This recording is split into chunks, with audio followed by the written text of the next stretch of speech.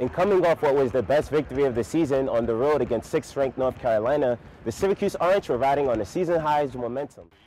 Pitt coach Jamie Dixon patrols the sidelines looking for a spark for his Panthers in the early going. In the first half, preseason ACC Player of the Year C.J. Fair finishes with a nice left-handed scoop off the glass, and Dixon doesn't like what he sees. Trevor Cooney for 3, no. C.J. Fair with the offensive rebound and putback, no. Jeremy Moo Grant with the putback slam as the Orange go up 6 in the early going. This year, championship weekend was rare, with results going to form featuring the 4 best teams record-wise in the league. In the AFC, the 2 top seeds in the conference, the Denver Broncos and the New England Patriots, faced off for the right to go to Super Bowl 48, while in the NFC, 2 bitter rivals, the Seattle Seahawks and San Francisco 49ers, battled for divisional and conference supremacy. Manning with his famous Omaha call plays off the play action fake to Drake Atemi for the game's first touchdown score at the midway point in the second. Broncos up 10-0. Russell Wilson redeems himself here with a step back and a bomb from the pocket. Right on cue, hitting Jermaine Kearse on the free play for the score to give Seattle the lead and the 12th man to roar with record-setting decibels. In a game that featured the 2 winningest coaches in Division I history facing off for the first time in ACC play, how could Duke versus Syracuse possibly live up to such lofty expectations? It actually did not live up to the expectations. It far exceeded them.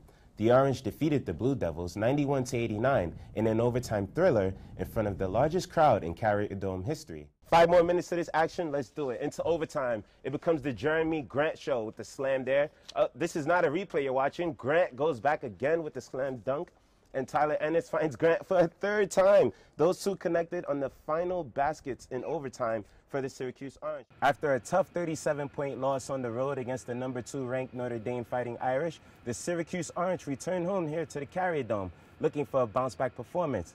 However, it was not meant to be, as tonight was the Natasha Howard show, as she's poured in a school record for Florida State, 40 points, in leading the Seminoles to an 83-59 victory over the Orange. Natasha Howard is just a beast tonight. She was tremendous. She got the ball in the paint, scored the ball, did a very good job of playing at the rim. Got to give Tasha a lot of credit. She's an unbelievable player. She's had a great career at Florida State. Will continue and going to have a great career at the next level. She is tremendous. In basketball, the greatest thing you can have is short-term memory. So to come back from Notre Dame, play Florida State at home, have a loss like we did, it's on to the next game. You go into film the next day or whenever. You learn from your mistakes and you try not to make them again. So for us, it's just short-term memory, and we're on to the next one. We have to win the rest of these games on the road and at home.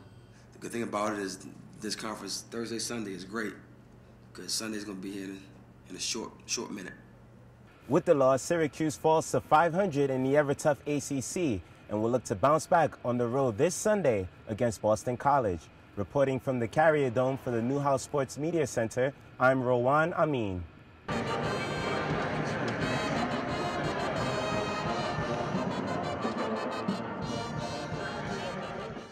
Wrapping up here at the Carrier Dome for Newhouse Sports, as the Syracuse Orange defeated the Colgate Raiders 69-50 today. In what was marred by a slow start filled with turnovers and missed free throws, the Orange used their size advantage to get a shift in the game. The first half, we didn't get on the boards. We were +4 rebounding. In the second half, we got on the boards better. That's something you obviously have to do if you're playing a smaller team. You have to take advantage of your size. That's where most of our mismatches are.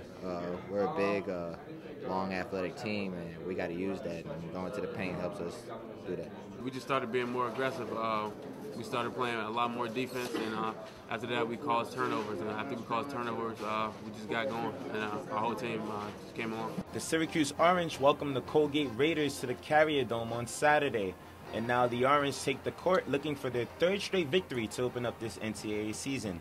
The Orange are also looking for their 40th consecutive victory over Colgate, as well as their 25th straight home victory. Let's take it off to the first half where freshman point guard Tyler Ennis dishes off to C.J. Fair, who pump fakes the Colgate defender and drains the 3.